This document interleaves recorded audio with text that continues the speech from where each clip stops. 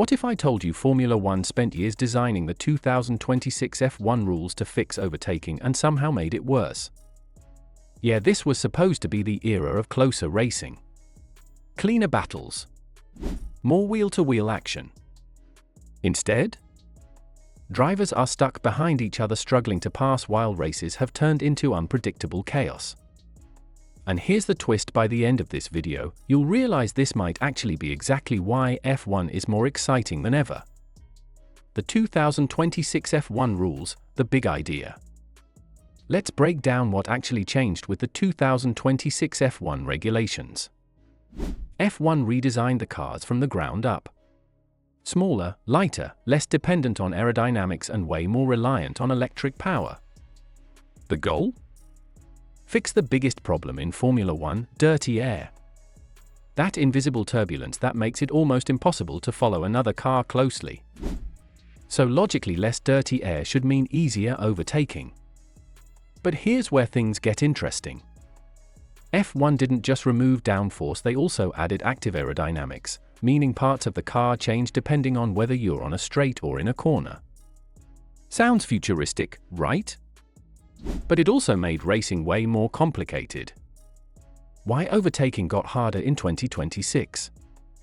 This is the part most people don't expect. Less downforce should make overtaking easier, but in reality, it did the opposite. Here's why. With less aerodynamic grip, cars now depend more on tires for performance. That means drivers can follow each other more closely, but they don't have that extra burst of speed needed to actually pass. Think of it like this. You're running behind someone. You can stay right on them, but you don't have the energy to sprint past. That's exactly what's happening in F1 right now. And this is where most people misunderstand the F1 overtaking problem. Being close is only half the battle. You need a clear performance advantage to complete the move.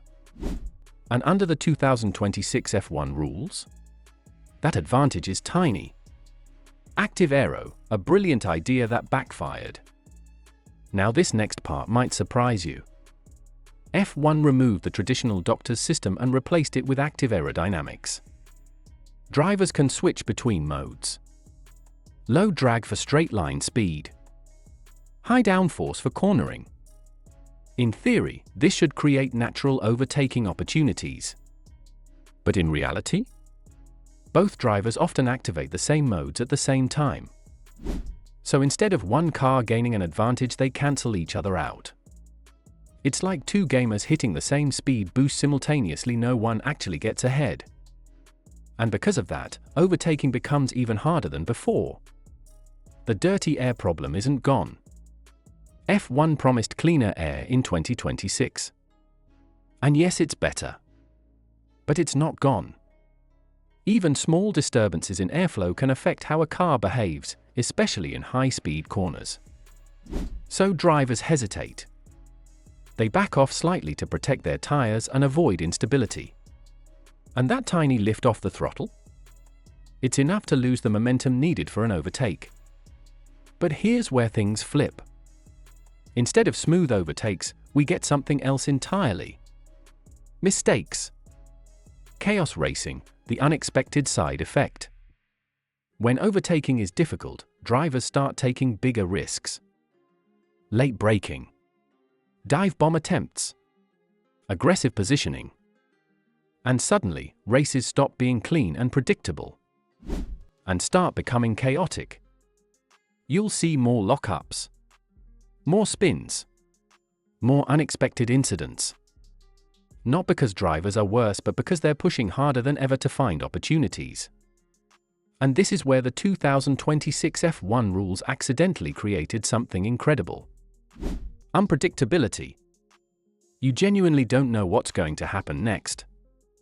Strategy is now more important than speed. Here's something a lot of fans miss. Overtaking isn't just happening on track anymore. It's happening through strategy. Teams are playing a complex game with tire wear, energy deployment, and timing. Undercuts.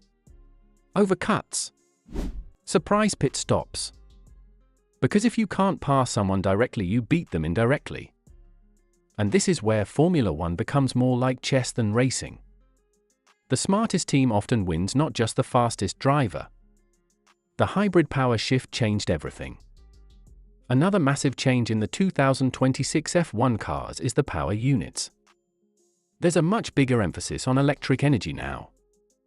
That means drivers have to carefully manage when they deploy their power boost. Use it too early? You're defenseless later. Use it too late? You miss your chance completely. So overtaking becomes less about raw speed and more about timing and decision making. And that adds tension to every single lap. Fans are divided like never before. Now let's talk about the biggest debate. Are the 2026 F1 rules actually good? Some fans say no. They miss classic overtakes, clean battles, simple racing. But others? They love this new era. Because it's unpredictable. Underdogs can compete. Strategy matters more. Mistakes can flip the entire race. So while the number of overtakes might be lower, the excitement level? That's arguable.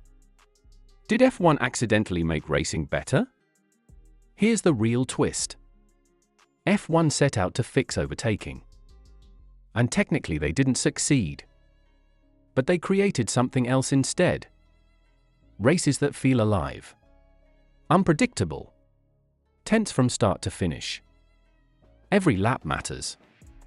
Every decision matters. And every mistake has consequences. So maybe overtaking isn't the only thing that defines great racing. So remember what I said at the beginning? That the 2026 F1 rules might have broken overtaking but created something even bigger? Yeah, that chaos you're seeing? That might actually be the future of Formula One. If this helped you understand why racing feels so different now, you'll definitely want to watch the next video where I break down how future F1 cars could change everything again. Hit like if you enjoyed this and subscribe, because F1 is only getting crazier from here.